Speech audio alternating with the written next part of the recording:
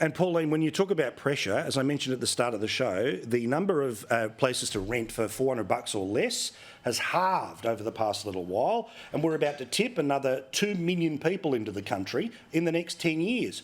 Where are they going to live? Exactly right, Paul, and I've been talking about immigration since day dot, since I started in politics, about the numbers we're bringing in the country. You know, our infrastructure can't cope with it. We're not building new dams, water supply to the people. We haven't got the hospitals, the schools, the nursing homes. We're struggling in this country, yet the government is intent on bringing in another 300,000 people into Australia. We're bringing in refugees. Here, you have this home. They're not worrying about the people that are living in their cars, the families living in their cars, struggling to make ends meet, but all they want to do is open up the floodgates, bring more people in Australia, because big end of town, big business, they want to sell more white goods, more product, more, you know, whatever they're selling, their more own gear, product. everything's here. Because, yeah, that's right. It's to prop up the big business at the end of town. And Barry Jones said years ago, in the 1991, I think it was about that time at a conference, he said, we brought people in the country not for the social economics of the country, but it was actually we brought them in purely for the vote. And this is what Labor does all the time. They don't bring people in here to help the economy. It's all about purely for the vote as well. And you can't keep bringing more and more people in the country. You know who feels the strain of it? Ordinary, average battlers out there, Absolutely. Australians that are struggling to actually make ends meet because they have to find that housing, because there's less housing in Australia. They can't afford to build their own homes. You know, talk about government taxes.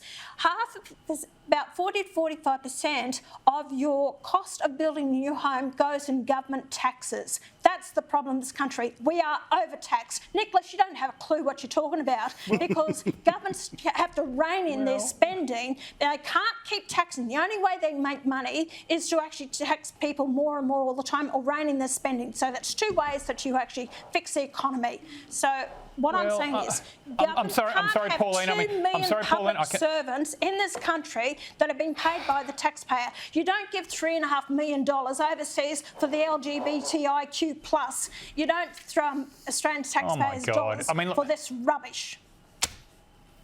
I mean, look, I'm sorry. It's hard to know where to start with that grab bag of misguided grievances there, Pauline. But let's begin where you started, saying that bringing in immigrants is a bad thing to do. Now, I can see that you're in Canberra tonight. My advice to you would be get out of Canberra and get out in the real world like I do and walk the streets She lives of this in country regional and find out what's going on out there. And I can tell you, Canberra in the world. when I was walking the streets of Melbourne today, talking to businesses, they were telling me they can't get people. Like, you've got restaurants that won't open for certain days of the week, certain shifts, because they cannot get people. You've got businesses Nicholas, not taking on jobs, not taking on new clients because they can't get the staff to do the work. Yeah, but also, I always love this thing about migration. Pauline, it's because of COVID. Because of COVID, we're about 1 million people down. We're about 1 million people down as a country than where we otherwise would be by about 2026. So the government does have to lift numbers a little bit so we can get those people and get these jobs done that need to be done. Everyone, off to your corners. Enjoy just a little bit of an ice off here because we're going to get Nigel Farage on the telly, then back with all of you.